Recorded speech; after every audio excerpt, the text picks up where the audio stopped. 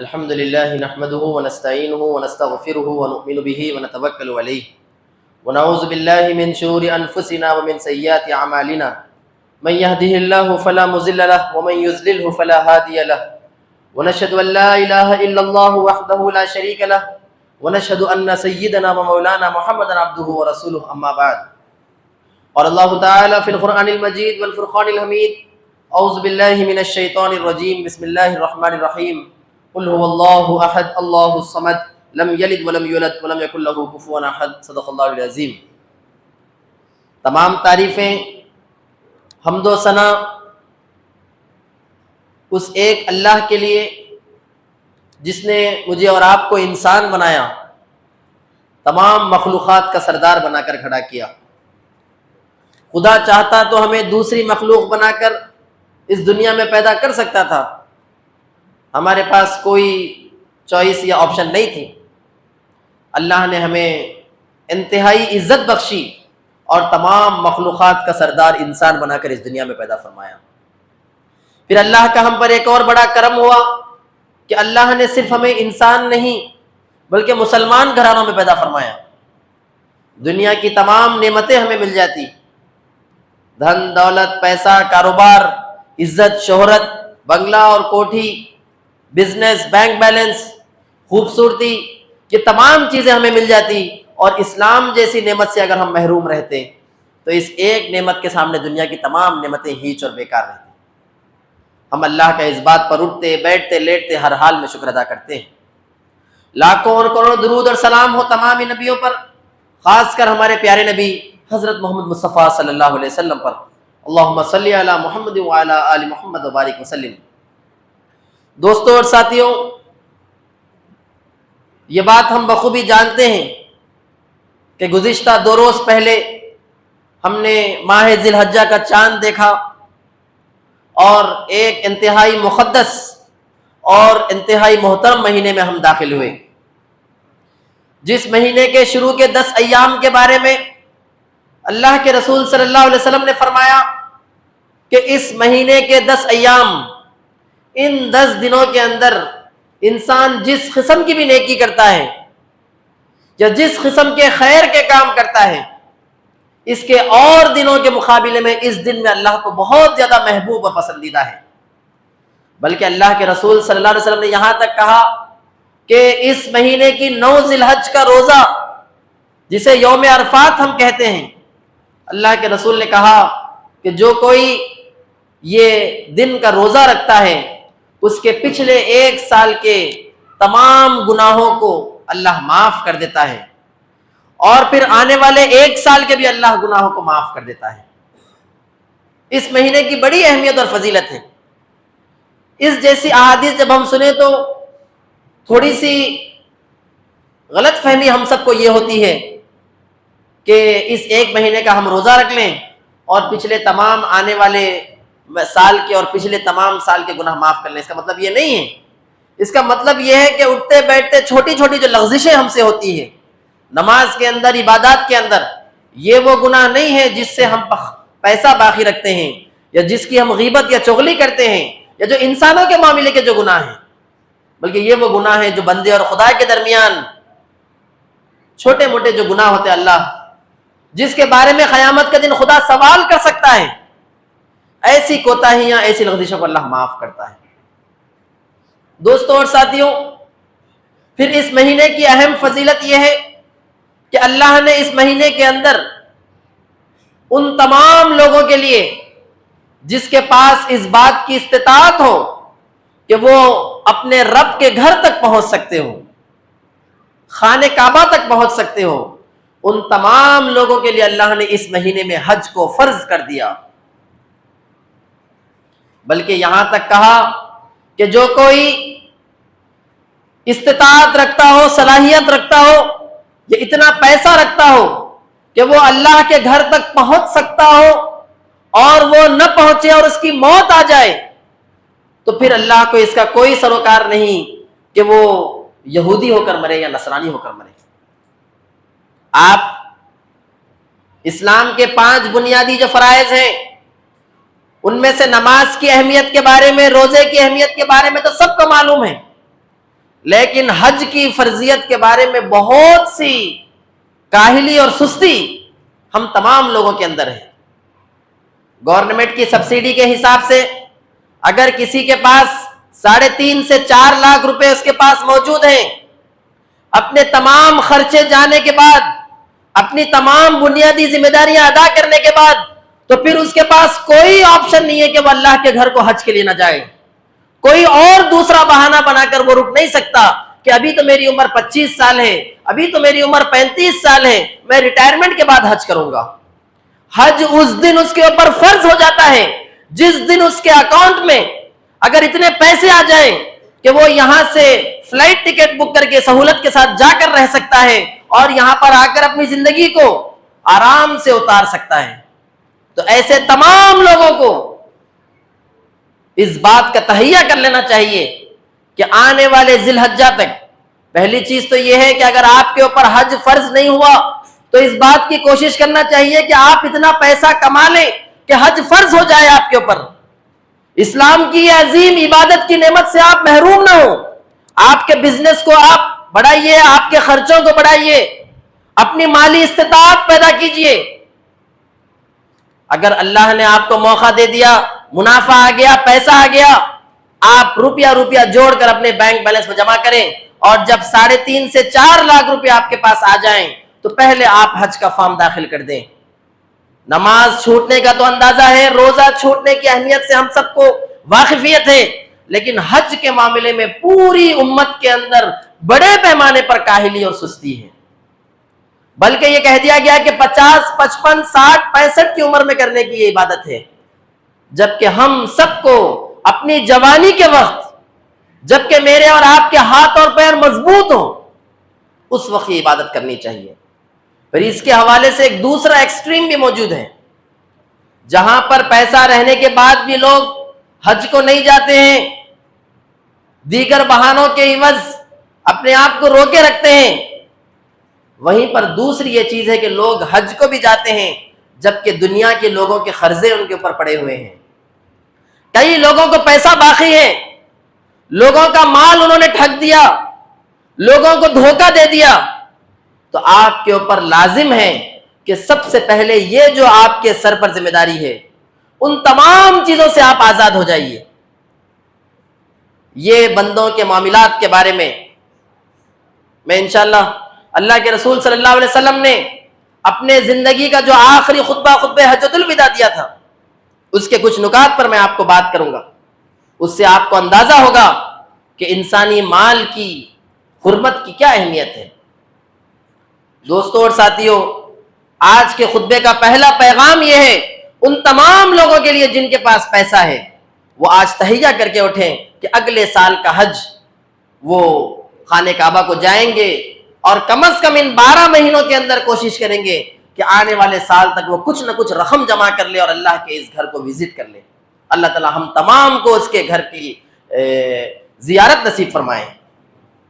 دوستوں اور ساتھیوں، اس خطبے کے حوالے سے اللہ کے رسول صلی اللہ علیہ وسلم نے اپنے وفات کے 80 دن پہلے، اپنے انتقال کے 80 دن پہلے آخری خطبہ حجۃ الوداع آپ نے لوگوں کے سامنے پیش کیا تھا۔ وہ خطبہ انسانی حقوق کا، ہیومن رائٹس کا ایک بہترین سمری، ایک مجموعہ اور جامع طریقے سے اللہ کے رسول صلی اللہ علیہ وسلم نے اس چھوٹے سے خطبے کے اندر، بلکہ کہا جاتا ہے کہ آپ کی زندگی کا سب سے طویل خطبہ وہ تھا جو تقریباً 28 منٹ آپ نے دیا تھا۔ اس کے اندر 4 سے 5 بنیادی نکات اللہ کے رسول صلی اللہ علیہ وسلم نے امت کے سامنے اٹھائے۔ اس خطبے کی اہمیت یہ تھی کہ وہ آپ کی زندگی کی سب سے بڑی گیدرنگ تھی۔ 1 لاکھ سے 1.25 لاکھ لوگ آپ کے آخری حج میں جمع ہو گئے تھے۔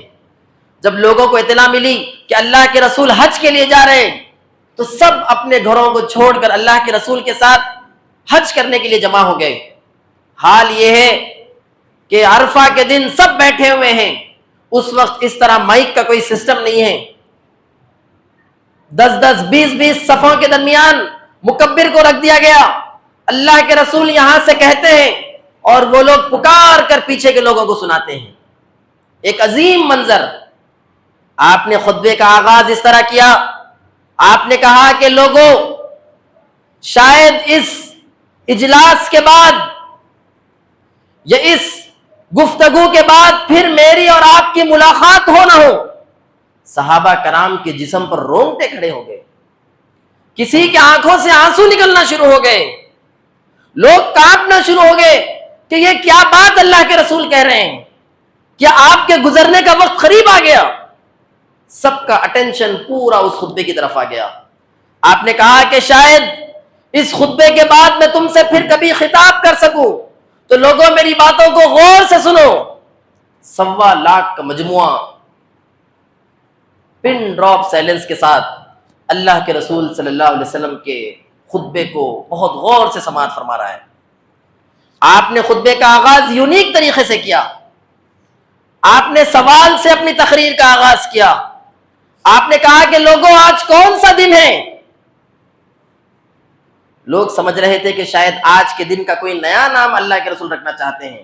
سب نے پکار کر کہا کہ اللہ اور اس کا رسول بہتر جانتے ہیں. آپ نے سوال کیا کہ یا آج کا دن یوم النحر نہیں ہے؟ کیا قربانی کا دن نہیں ہے؟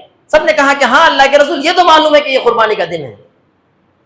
پھر آپ نے سوال کیا کہ لوگوں، یہ کون سا مہینہ ہے؟ لوگوں نے سمجھا کہ شاید آپ نئے مہینے کا نام رکھنا چاہتے ہیں. سب نے کہا کہ اللہ اور اس کا رسول بہتر جانتے ہیں. پھر آپ نے کہا کہ یا کوئی حرام مہینہ تو نہیں ہے؟ یہ تو حرام مہینہ ہے. سب نے کہا کہ اللہ کے رسول، یہ بات تو ہم جانتے ہیں کہ یہ مہینہ حرام ہے، اس مہینے کے اندر لڑائی جھگڑا نہیں ہو سکتا. پھر آپ نے کہا کہ لوگوں، یہ کون سا شہر ہے؟ سب نے کہا کہ شاید آج اللہ کے رسول نیا نام اس شہر کا دینے والے ہیں. سب نے کہا کہ اللہ اور اس کے رسول بہتر جانتے ہیں. آپ نے کہا کہ لوگوں، کیا یہ شہر کوئی حرام شہر نہیں ہے کہ یہاں پر کسی قسم کا لڑائی جھگڑا نہیں ہو سکتا؟ سب نے کہا کہ ہم اس بات کو مانتے ہیں. پھر ان 3 سوالات کے بعد آپ نے ایک اہم بات فرمائی کہ جس طرح آج کا دن حرام ہے، جس طرح یہ مہینہ حرام ہے، یا جس طرح یہ شہر حرام ہے، تم ایک دوسرے کے اوپر ایک دوسرے کی جان، مال اور اس کی عزت اسی طرح حرام ہے. آپ نے کہا کہ آج کے بعد سے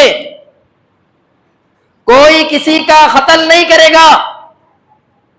یہ اسی طرح حرام ہے جس طرح یہ مہینہ حرام ہے. آج کے بعد سے کوئی کسی کے پیسے نہیں لوٹے گا، کوئی کسی کو دھوکہ نہیں دے گا. جس طرح سور کا گوشت اور شراب حرام ہے، کسی انسانی بھائی سے پیسے لے کر دھوکہ دے کر اس کے پیسے واپس نہیں کرنا، یا کسی کو دھوکہ دینا، ان کی مال پر قبضہ کرنا، ان کے زمین اور پراپرٹی پر قبضہ کرنا، چوری کرنا، یہ اسی طرح حرام ہے جس طرح یہ مہینہ اور یہ دن حرام ہے. پھر آپ نے تیسری بات کہی کہ ان کی عزت بھی تم پر حرام ہے. تم کسی کا مذاق نہیں اڑا سکتے، تم کسی کو ذلیل نہیں کر سکتے. یہ اسی طرح حرام ہے جس طرح یہ مہینہ حرام ہے. لوگوں، تم میں سے عرب کو عجم پر کوئی فضیلت نہیں ہے، یعنی نان عرب، اور کوئی عجم کو عرب پر کوئی فضیلت ہے. تم سب ایک ماں اور باپ کی اولاد ہو. اللہ کے رسول خطبہ دے رہے، سب پن ڈراپ سن رہے ہیں کہ تم پر، تمہارے عربوں کو نہ عجم پر کوئی فضیلت ہے، اور نہ تمہارے عجم کو عرب پر کوئی فضیلت ہے. کوئی سپیریارٹی نہیں ہے. تم سب ایک ماں اور باپ کی اولاد ہو. تم سب کا آپس میں خون، ان کا مال اور ان کی عزت آپس میں حرام ہے. یہ پہلی بات اللہ کے رسول نے کہی. پھر اس کے فوری بعد آپ نے اپنے خاندان کا خون معاف کر دیا. آپ نے کہا کہ جس کا خون زمانے جاہلیت کے اندر میرے خاندان کے لوگوں کے اوپر تھا، میں اس کا خون آج آپ تمام کے سامنے معاف کرتا ہوں. دوستو اور ساتھیوں، یہ پہلا پوائنٹ اللہ کے رسول نے کہا. اس کے اوپر بہت زیادہ امت کو ٹریننگ کی ضرورت ہے. پہلے ایک زمانے میں مرڈر یا قتل ایک عجیب بات سمجھی جاتی تھی، لیکن پچھلے سالوں میں ہم نے مرڈر کے ایونٹس، ایک دوسرے کے قتل کے ایونٹس بہت زیادہ سننا شروع کر دیا۔ مال کے معاملے کے اندر تو بہت زیادہ انسینسٹیو ہماری امت ہے۔ کتنے قصے ہم نے نہیں سنے کہ کسی کو جاب دلانے کے بہانے 1 لاکھ روپے لے لیے اور سب بھاگ گئے، کسی کو زمین دلانے کے لیے کسی صاحب نے سب سے 20-20 لاکھ وصول کیے، 13 کروڑ 15 کروڑ جمع کر کے صاحب بھاگ گئے۔ ریئل اسٹیٹ کے کتنے قصے ہم نے نہیں سنے۔ کسی اسکول اور کالج میں پڑھاتے ہیں، پچھلے سال کی پوری فیس نہیں بنی اور دھڑلے کے ساتھ اپنے بچوں کو نکال کر جاتے ہیں۔ کسی قسم کا پیشانی پہ کوئی بل نہیں ہے کہ یہ جو مال میرے اوپر فرض تھا، جو میرے رسول نے مجھ پر حرام قرار دیا تھا، میں اس کو آسانی کے ساتھ پورے ڈھیٹ پن کے ساتھ نکلتے ہیں کہ تم کیا کرے، تم کیسا کرے۔ وہ اسی طرح حرام ہے جس طرح شراب حرام ہے۔ ایسے کتنے وراثت کے قصے نہیں ہیں کہ باپ کا انتقال ہوئے 15-20 سال ہو گئے اور بہنوں کو یہ کہہ کر بھیج دیا گیا کہ باپ کے زمانے میں ہم نے تمہاری شادی کر دی، اب تمہارا اس زمین میں کوئی حصہ نہیں ہے، یہ حصہ تمہاری رحم و کرم پر تمہاری بہن کو نہیں مل رہا ہے، یہ حصہ قرآن نے، اللہ نے مختص کیا ہے۔ اگر تم اس کو اپنی زندگی میں نہیں دیتے ہو تو کل قیامت کے دن یہ تمہاری نمازیں، یہ تمہارے پیشانی کے گٹھے کام نہیں آئیں گے۔ پھر عزت کے حوالے سے کہا، پورا سورہ حجرات کا چارٹر کہ تم کسی کی غیبت نہ کرو، غیبت حرام ہے۔ میں اپنے آپ کو انوالو کر اپنے آپ کو مخاطب کر کے ہم سب سے کہنا چاہتا ہوں کہ یہ آج کی امت میں بہت زیادہ معمولی چیزیں سمجھے جانے والی۔ کسی کے پاس 10 روپے ہم باقی رہ گئے، کسی کے پاس 2 روپے ہم باقی رہ گئے، کسی کا مال ہم نے واپس نہیں کیا، کسی سے پیسے لیے اور سروس دینے کا ہم نے وعدہ کیا تھا وہ نہیں کیا، یہ تمام چیزیں آپس میں ایک دوسرے کے لیے اللہ نے حرام قرار دیا۔ پوری امت کو اس کی ٹریننگ کی ضرورت ہے۔ آپ کو آپ کے بچے ہوئے پیسے کے لیے دینے والا آپ کے پیچھے نہیں پھرنا چاہیے، آپ کو اس کے پیچھے پھرنا چاہیے کہ میرے کام میں تھوڑی دیری ہو رہی ہے، آپ کا پیسہ تو میں نے لے لیا، میں نے آپ کو سروس نہیں دی، میں پوری کوشش کر رہا ہوں، لیکن میرا کمٹمنٹ آپ کے ساتھ جڑا ہوا ہے، میں آپ کو دوں گا، یہ میرا وعدہ ہے۔ اگر میں دیے بغیر مر جاؤں تو اللہ کے رسول نے کہا کہ آدمی خدا کی راہ میں شہید بھی ہو جائے اس کا قرض معاف نہیں ہوگا۔ اللہ کے رسول نے کہا کہ شہادت میں جو خون نکل کر زمین پر گرنے سے پہلے اس شہید کے تمام گناہ معاف کر دیے جاتے ہیں سوائے قرض کے۔ اسی لیے اللہ کے رسول کی عادت تھی جب کبھی نماز جنازہ کے لیے آگے بڑھتے تو پکار کر کہتے کہ اس صاحب کا کوئی قرضہ تو نہیں ہے۔ اگر قرض ہوتا تو کوئی عام صحابی کو کہتے کہ تم اس کی نماز پڑھا دو، یا کوئی صحابی کھڑے ہو جاتے اور کہتے کہ اس کا اتنا قرضہ میں اپنے ذمے لیتا ہوں، میں اسے ادا کر دوں گا۔ کتنے لوگوں کے پیسے باقی رکھ کر میں اور آپ مرتے ہیں، کتنے لوگوں کی ذمہ داریاں اپنے سر پر لے کر میں اور آپ مرتے ہیں۔ لوگوں کو تو ہم بزنس کے نام پر، لاجک کے نام پر، ڈپلومیسی کے نام پر الگ الگ طریقے سے چارج تو کر لیتے ہیں، لیکن ان تمام چیزوں کے بارے میں میں اور آپ جواب دیں ہیں۔ بلکہ اللہ کے رسول نے یہاں تک کہا کہ ہر پیر اور جمعرات کو میں اس لیے روزہ رہتا ہوں تاکہ ان 2 دنوں پر انسان کے اعمال خدا کے سامنے پیش ہوتے ہیں کہ پچھلے اس کے ہفتے کے اعمال کیسے تھے۔ میری خواہش ہے کہ جب ایوری منڈے اور تھرسڈے جب میرے اعمال خدا کے حضور پیش ہوں تو میں روزے کی حالت میں ہوں۔ پھر آپ نے کہا کہ ان لوگوں کا حساب کو روک دیا جاتا ہے جنہوں نے اپنے رشتوں کو ایک دوسرے کے ساتھ کاٹ لیا۔ کتنی آسانی کے ساتھ ہم کہہ دیتے ہیں کہ تمہاری صورت ہم کفن میں دیکھیں گے، کہ تمہارے جنازے میں بھی ہم نہیں آئیں گے، خدا کے حضور ہم تمہاری شکایت کریں گے۔ یہ کتنے عام جملے ہیں ہمارے سماج کے۔ کیا واقعی میرے اور آپ کے اعمال اتنے بڑے ہیں، اتنے زیادہ ہیں کہ خدا کے سامنے میں اور آپ کھڑے ہوں گے اور اپنے اس بھائی کی شکایت بھی کریں گے؟ کیا اس بات کی گنجائش نہیں ہے کہ آپ کے بارے میں بھی وہ بندہ شکایت کرے؟ دلوں کو بڑا کرنا، لوگوں کو معاف کرنا، لوگوں کی عزت کی قدر کرنا، ان کے مال کے تحفظ کی کوشش کرنا، اس بارے میں ہماری پوری کمیونٹی بہت انسینسٹیو ہے، بہت زیادہ معمولی سمجھتی ہے اس کو۔ 4-6 کی محفل میں بیٹھ گئے اور ان کا ہم نے ایسا مذاق اڑا دیا یا ان کی اہمیت کو ہم نے کم کر دیا۔ یہ تمام چیزوں کے بارے میں یہ اللہ کے رسول کے خطبہ حجۃ الوداع کا پہلا بیان کہ تمہارے مال، تمہاری جان اور تمہاری عزتیں ایک دوسرے کے لیے حرام ہیں۔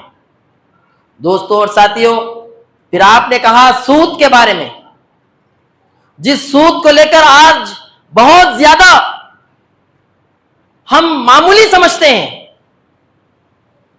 جس سود کے اندر بہت ایزیلی انوالو ہو جاتے ہیں، جبکہ آپ اپنی زندگی کے 80 دن پہلے کے خطبے کے اندر بیان کر رہے ہیں کہ سود کو اللہ نے حرام قرار دیا۔ آپ ہی کے محلے میں دیکھیے، مسجد الجابر کے پاس کتنا چھوٹا انہوں نے لوگوں کو سود دینے کا شیر مولا نام کا فم شروع کیا تھا۔ آج سے 10-12 سال پہلے کوئی عیسائی لوگ وہاں پہ آئے اور لوگوں کو انہوں نے سود پہ قرض دینا شروع کیا۔ ہماری بہنیں اور بیٹیاں اور مائیں برقعے میں وہاں پر جایا کرتی تھی۔ جب لوگوں کو انہیں سود واپس لیا، بلاخر ایک پورا چرچ انہوں نے وہاں پر تعمیر کر دیا لوگوں کے سود کو معاف کر کے۔ آج پورا فائنینسنگ وہاں پہ چلتی ہے۔ آج کبھی اتوار کے دن آپ وہاں سے گاڑی لے کر گزر جائیے، آپ دیکھیں گے 100 سے 150 ہمارے SC/ST بھائی اس کے اندر بیٹھے ہوئے ہیں، جنہوں نے اپنا مذہب تبدیل کر لیا۔ یہ ان کی اپنی آزادی ہے، اس پر میں بات کرنا نہیں چاہتا۔ میں یہ کہتا ہوں کہ آپ کے مسلم محلے کے اندر کوئی آدمی 50,000 کا کیش لے کر آتا ہے اور ایک آدمی کو 5,000 دیتا ہے اور کہتا ہے کہ اگلے مہینے تم مجھے 5,500 دو، کہاں چلے گئی آپ کی غیرت؟ کہاں چلے گئی آپ کی حمیت؟ کل خدا جب آپ سے مجھ سے سوال کرے گا کہ اس تمہارے مسلم محلے کے اندر، میں نے تو ریسنٹ سن کر بہت زیادہ حیرت کا میں شکار ہو گیا کہ خود ہمارے مسلمان بھی فائنینسنگ کرتے ہیں ہمارے محلے کے اندر، عورتوں کو مٹی کے نام پر، سود کے نام پر پیسہ دیتے ہیں۔ کہاں چلے گئے ہماری غیرت؟ کہاں چلے گئی ہماری مسلمانیت؟ اگر آپ کوئی بینک کا سسٹم تیار نہیں کر سکتے تھے تو کم از کم کچھ نہ کچھ بلا سودی آپ کام کر دیتے ہیں۔ سب مل کر اپنے گھر میں ایکسٹرا اماؤنٹ جو 10,000 12,000 رکھا ہوا ہے ہم شروع کر دیتے، تاکہ کل کے دن خدا کے سامنے ہم کم از کم حجت کے طور پر تو پیش کر دیں کہ اس سودی نظام کے خلاف ہم کھڑے ہو گئے تھے۔ آپ کے سامنے ایک چھوٹی مثال یہ رحمت سوسائٹی کی ہے۔ آج سے صرف 3 سال قبل ہم نے اس کو اناگریٹ کیا۔ ہم نے لوگوں سے کہا، امیر لوگوں سے، آپ کے گھر میں 10,000 روپے، 25,000 روپے، 50,000 روپے جو فکس ڈپازٹ کر کے ہیں، بچی کے شادی کے لیے آپ نے رکھ دیے یا ایکسٹرا منافع ہے، آپ لا کر یہاں ڈالیے۔ 12-15 لوگ خوشی خوشی 50,000، 1 لاکھ، 1.5 لاکھ لا کر ڈال دیے۔ 12 سے 14 لاکھ کا اماؤنٹ جمع ہو گیا۔